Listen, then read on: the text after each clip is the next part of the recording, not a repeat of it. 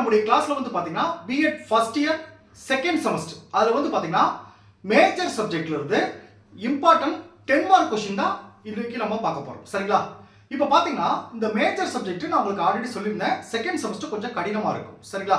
இப்போ நான் அந்த ஒவ்வொரு 10 மார்க் கொஸ்டினுக்கு கீழேயும் என்னென்ன தலைப்புகள் வரும் அப்படின்றதையும் நான் சொல்றேன். சரிங்களா? இப்படி நீங்க படிச்சிட்டீங்கன்னா ஒரு 10 மார்க் எடுத்தீங்கன்னா அதுக்கு கீழே என்னென்ன தலைப்புகள் வரும் அதை நீங்க தெரிஞ்சுக்கிட்டீங்கன்னா அடுத்த கேள்வி படிக்கிறப்போ இல்ல அடுத்த யூனிட் நம்ம படிக்கும் போதோ ரெண்டு கேள்விக்கு உங்களுக்கு கன்ஃபியூஸ் வராது. ரெண்டாவது ஒரு 10 மார்க் எடுத்துட்டா உங்களுக்கு கிளியரா தெரிஞ்சிடும் இந்த 10 மார்க்ல என்னென்ன தலைப்புகள் வரும். சரிங்களா? சோ क्वेश्चन நம்ம இன்டைரக்டா கேட்டா கூட இப்போ நான் கிளாஸ் இருக்கிறத கவனிச்சு தென் நம்ம கிளாஸ் ஜாமினதுக்கு அந்த நோட்ஸை கவனிச்சு நீங்க அதை புரிஞ்சுக்கிட்டாவே வந்து क्वेश्चन இன்டைரக்டா கேட்டா கூட இந்த தலைப்புகளை வச்சு உங்களுக்கு ஈஸியா நீங்க எழுதிடலாம். சரிங்களா? இப்போ இதெல்லாம் நம்ம கிளாஸ் ஜாமினதுக்கு நான் பிடிஎஃப் அனுப்பிச்சிடுவேன். சோ இப்போ வந்து ஃபர்ஸ்ட் யூனிட் இப்போ நான் வந்து பாத்தீங்கன்னா முக்கியமா அந்த ஒவ்வொரு யூனிட்டா உங்களுக்கு சொன்னா தான் அதை நோட் பண்றதுக்கு உங்களுக்கு ஈஸியா இருக்கும். சரிங்களா? சோ இதை சொல்றதுக்கு முன்னாடி நம்மளுடைய கிளாஸ்ல B Ed first year second semester கிளாஸ்ல புதுசா ஜாயின் பண்றதுக்கு நிறைய பேர் கால் பண்றீங்க. நீங்க எப்படி ஜாயின் பண்ணா என்னுடைய மொபைல் நம்பர் 9159084262 இந்த நம்பருக்கு நீங்க கால் பண்ணுங்க. நம்மளுடைய கிளாஸ்ல நீங்க எப்படி ஜாயின் பண்ண சொல்லி நான் உங்களுக்கு டீடைலா சொல்லிடுவேன்.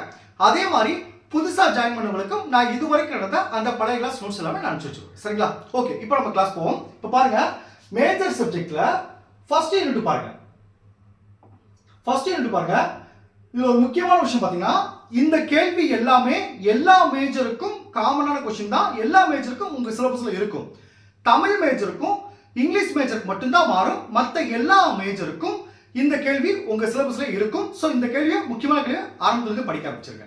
இப்போ பாருங்க ஃபர்ஸ்ட் யூனிட் பாருங்க, கற்பித்தல் முறை பகுப்பாய்வு. இதுல வந்து பாத்தீங்கன்னா ஒரு 3 முக்கியமான 10 மார்க் क्वेश्चन இருக்கு. சரிங்களா? ஃபர்ஸ்ட் क्वेश्चन பாருங்க, விமர்சன கற்பித்தலின் பொருள், ஆசிரியர் கல்வியில் இதன் தேவையும் தாக்கங்களும். இது ஒரு क्वेश्चन. செகண்ட் क्वेश्चन பாருங்க, பிளாட்டர்ஸின் இடைவினை பகுப்பாய்வு முறை. இது செகண்ட் क्वेश्चन. தேர்ட் क्वेश्चन பாருங்க, காலோவேயின் தொடர் பகுப்பாய்வு அமைப்பு. இந்த 3 10 மார்க் क्वेश्चन இருக்கு. இப்போ பாருங்க சார் இந்த 3 10 மார்க் क्वेश्चन ஃபர்ஸ்ட் படிக்கும். இந்த 3 10 மார்க்கு கீழேயும் ஒவ்வொரு 10 மார்க்குக்கு என்னென்ன தலைப்புகள் வருது தெரிஞ்சுக்கிட்டா உங்களுக்கு அந்த பயம் போயிடும். ரெண்டாவது அந்த தலைப்பு நான் சொன்ன மாதிரி நீங்க அது ரிலேட்டடா ஓனா எழுதுறதுக்கு உங்களுக்கு உதவியா இருக்கும். அரியரே வராது. சரிங்களா? நீங்க தலைப்பு வச்சு நல்லா படிச்சீங்கன்னா நல்ல மார்க் வரதுக்கு வாய்ப்பு இருக்கு. சரிங்களா? இப்போ ஃபர்ஸ்ட் பாருங்க, ஃபர்ஸ்ட் क्वेश्चन பாருங்க, விமர்சன கற்பித்தலின் பொருள், ஆசிரியர் கல்வியில் இதன் தேவையும் தாக்கங்களும். இதுக்கு கீழே என்னென்ன தலைப்புகள் சார் வரும் அப்படின்னு நான் சொல்றேன். இதை நம்ம கிளாஸ் ஜாமினத்துக்கு நான் பிடிஎஃப் அனுப்பிச்சிடுவேன். வீடியோ பார்க்குறவங்க இதை நோட் பண்ணி வச்சுக்க, உங்களுக்கு எக்ஸாம்க்கு ரொம்ப ரொம்ப உதவியா இருக்கும். நான் ஃபர்ஸ்ட் செமஸ்டர்ல உங்களுக்கு அனுப்பிச்சிருக்கேன். அது உங்களுக்கே தெரியும். அந்த ஃபர்ஸ்ட் செமஸ்டர் ஒவ்வொரு 10 மார்க் கீழே அந்த இம்பார்ட்டன்ட் தலைப்புலாம் அனுப்புறப்ப உங்களுக்கு ஃபர்ஸ்ட் செமஸ்டர் ரொம்ப உதவியா இருந்திருக்கும் அப்படின்னு நான் நம்புறேன். இதே மாதிரி செகண்ட் செமஸ்டருக்கு நான் எல்லா சப்ஜெக்ட்டுக்கும் உங்களுக்கு அனுப்பிச்சிருக்கேன். சரிங்களா? சரி, ஓகே. இந்த ஃபர்ஸ்ட் क्वेश्चनல முதல் பாயிண்ட் என்ன வரும்? விமர்சன கற்பித்தல் என்பதன் பொருள். செகண்ட் பாருங்க, சிக்கலான கற்பித்தல் வழியில் சுதந்திரமான சிந்தனை. 3 பாருங்க, சிக்கலான சிந்தனை வளர்ப்பதற்கான பொது உத்திகள். இந்த மாதிரி நீங்க ஃபர்ஸ்ட் பாயிண்ட் எல்லாம் எழுதி அதை பாக்ஸ் போட்டாவே வந்து திருத்தம் தெரிஞ்சிடும். ஓகே, தெளிவா படிச்சிருக்கான், உங்களுக்கு நல்ல மார்க் கொடுத்துருவாங்க. சரிங்களா?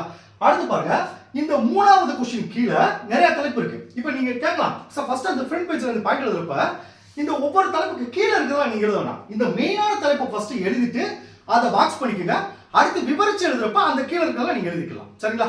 ஓகே, இப்போ பாருங்க ஃபர்ஸ்ட் விமர்சன கற்பித்தல் என்பதன் பொருள், சிக்கலான கற்பித்தல் வழியில் சுதந்திர சிந்தனை, 3 சிக்கலான சிந்தனை வளர்ப்பதற்கான பொது உத்திகள். இந்த 3வது தலைப்பு கீழே என்னென்ன தலைப்பு பாருங்க, 1 படித்தல், 2 கேள்வி, 3 கேள்வி கேட்டல், 4 விவாத முறை கட்டுரைகள், 5 விவாதம், 6 பட்டிமன்றம், 7 முன்னுதாரணம், 8 புதிய நுணுக்கம், 9 கூட்டங்கள், 10 வழக்காய்வுகள், 11 எழுத்து பின்னூட்டம். அந்த 3வது தலைப்பு கீழே இதெல்லாம் வரும். சரிங்களா? அடுத்து 4வது தலைப்பு பாருங்க, ஆசிரியர் கல்வியில் இதன் தேவையும் தாக்கங்களும். 5வது தலைப்பு பாருங்க, வகுப்பறையில் விமர்சன கற்பித்தலில் 5 படிநிலைகள் கொண்டுள்ளது. இது எல்லாமே கொண்டு வந்து விமர்சன கற்பித்தல் அவன் எப்படி क्वेश्चन நீங்க எழுதிடலாம். சரிங்களா? இப்போ பாருங்க இந்த 5 படிநிலைகள்ல என்னென்ன வரும் பாருங்க. ஃபர்ஸ்ட் ஒன்று பாருங்க, உனக்கு நீயே சவால். உனக்கு நீயே சவால். 2 பாருங்க, வகுப்பறை மாற்றத்தின் செயல்பாடு. 3 பாருங்க, மாற்று பார்வைகளை அளிக்கவும்.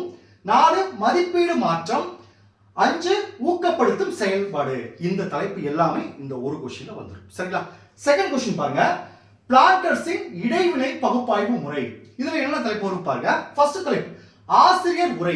இந்த ஆசிரியர் உரை கீழே என்னென்ன தலைப்புகள் வரும் அப்படின்னு பார்த்தீங்கன்னா, உணர்வுகளை ஏற்றல், போற்றல் அல்லது ஊக்கப்படுத்துதல், 3 மாணவரின் கருத்துக்களை பயன்படுத்துதல், 4 கேள்வி கேட்டல், 5 விரிவுரை ஆற்றல், 6 வழிகாட்டல், 7 விமர்சனம். இந்த 7 தலைப்பு அது கீழே வரும். அடுத்து 2வது தலைப்பு பாருங்க, மாணவர் உரை. இந்த மாணவர் உரை கீழே 2 தலைப்பு வரும்.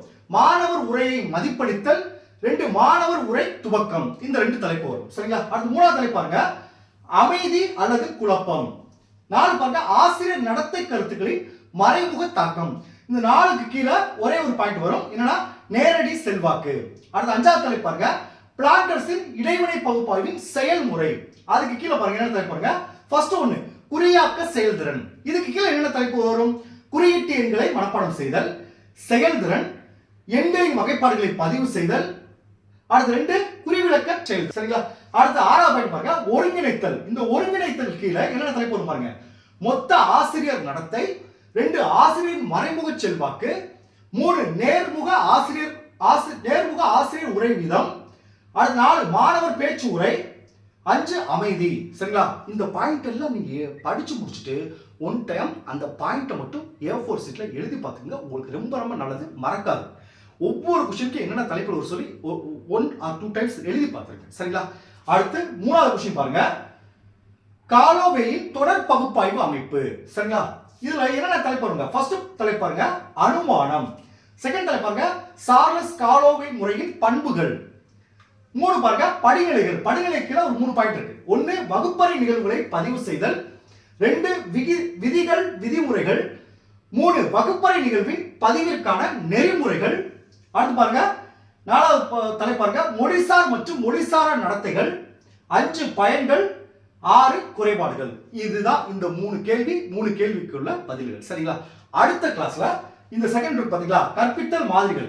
இதுல என்னென்ன முக்கியமான 10 மார்க் கொஸ்டின் இருக்கு, அந்த ஒவ்வொரு 10 மார்க் கொஸ்டின் கீழே என்னென்ன தலைப்புகள் வரும் சொல்லி அடுத்தடுத்த கிளாஸ்ல சொல்லிடுறேன். சரிங்களா?